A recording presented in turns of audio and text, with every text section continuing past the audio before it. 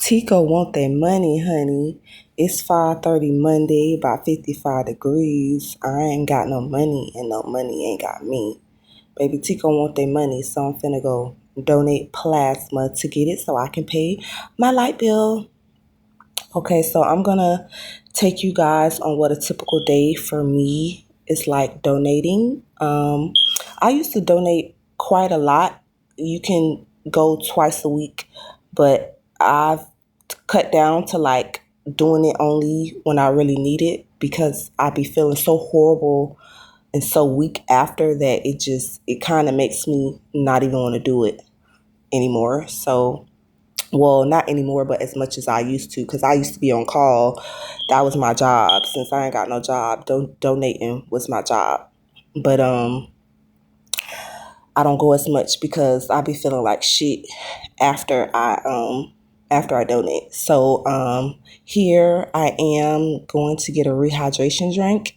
It's kind of similar to Gatorade, but it has a lot more electrolytes and vitamins and minerals, all the stuff that's like in an IV when you go to the hospital. All those vitamins and minerals and electrolytes are in that drink, and it helps me feel my best after I donate. So I usually every time I go donate, I try to get this drink because it's really a game changer for me because I still got to go about my day and I don't like feeling weak and fatigued.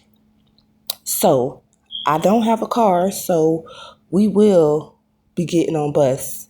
Here I am getting on the bus early in the morning.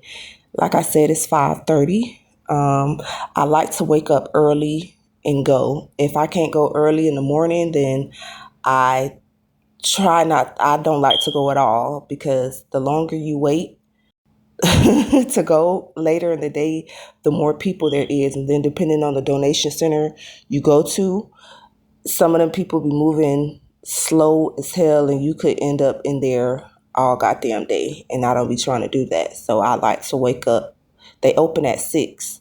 So I like to wake up and be out the house by 5:30 so that I can get there on time because early in the morning they move a lot quicker and it don't be as much people. So I'm going to Key Plasma. It used to be BPL, but they, I guess, changed the name of the business. So today I will be getting $60. I'm no longer a new donor. When you're a new donor, your first 5 donations, you get 500, not 500, excuse me, $100 per donation. But after those 5 donations, you go down to $60. So I have to take 2 buses. I'm at UATC waiting on bus 6 so that we can we can get this party started and give Tico their money. Here you see me getting on bus 6. Um, I'm headed to the back of the bus because it's cold as hell and the heat on the bus is at the back of the bus because I normally don't sit at the back of the bus because Baby Rosa Parks didn't go through all of that for us black folks to be still sitting at the back of the bus. But today I'm sitting at the back because it's cold and all the heat is at the back of the bus. I'm off bus 6 and the sun is beginning to rise. I'm basically almost here. So there's a questionnaire that you have to answer every time that you go donate. I typically do it on my phone because it's faster. I just go in, scan the QR code, and get in line. It takes longer for you to do it on the kiosk because the kiosk is slow. But I decided to record this part of the process of donating so that you guys can see some of the questions that they ask you when you go in to donate. Okay, we're just about here. Let me go over some of the rules and regulations and things that they medically require about you. Not require, inquire, excuse me. So the type of questions that they ask you or inquire about you medically is that like They want to know if you've had any tattoos, any piercings, any type of surgery. You can't have syphilis. You can't have HIV. You can't have AIDS, any type of immune deficiency or anything like that, any type of new vaccinations. They want to know if you've taken new medicine, if you've been prescribed new medicine, what type of medicine you're taking, what kind of medication you're on, because it can affect you. Donating plasma can affect your immune system. So if you have any of that going on, also you can't be pregnant. If you have any of that going on, you cannot donate. Okay, so also, when you walk up to the counter, you have to I couldn't record this part. I asked, and they told me no, HIPAA. I'm going to get into that a little bit later as we go on, but let me explain the process to you once you get to the window. Once you get to the window, you have to tell them your donor number, your birth date, and you have to scan your finger. Then you got to get on a scale. They weigh you, and then they do your blood pressure. They prick your finger and put it in like this thin tube, and then put it in, I think it's called a centrifuge, where they spin the blood to separate the plasma from the blood. And then from that, they can tell about your iron and your protein. If your iron is low, you can't donate. If your protein is too high, you can't donate. What else? Yeah, they take your blood pressure.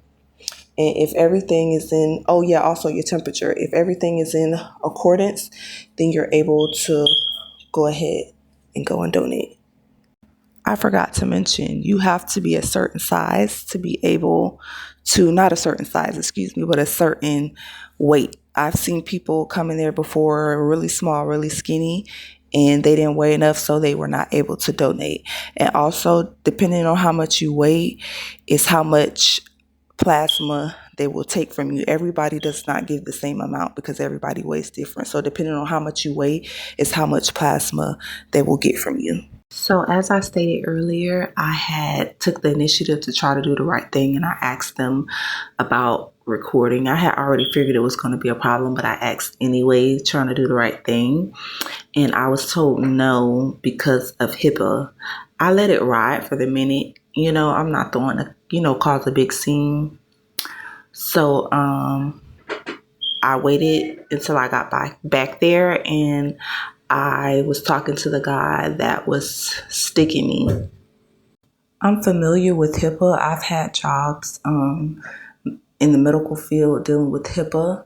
I even Googled it to try to make sure I wasn't tripping. But to my understanding, HIPAA is to protect the client or the patient so that they don't share your information without your consent. So when I got back there, I challenged the guy who was sticking me, and I was like, it doesn't kind of make sense to me because your supervisor told me, it's about HIPAA, when if I'm correct, now tell me if I'm wrong. How would me recording something being done to me be a violation of HIPAA? And basically, he couldn't give me a straight answer. He then just was like, oh, well, it's a rule for this business. So I'm like, okay, well, then tell your supervisor that it's just a rule that they have. Don't blame it on HIPAA, because I know what HIPAA is. Get what I'm saying? So but other than that, I don't even know why I asked them in the first place when I knew I still was going to record. Be nice and do things the correct way, but oh well, they said no, and I still did it anyway. Secretly, because you could tell from the footage that I was trying to sneak and record. I didn't want them to know that I was recording, so I was on my sneaky shit. I really was. But once I got back there, I wasn't there that long. The prep the day before you go donate is a must.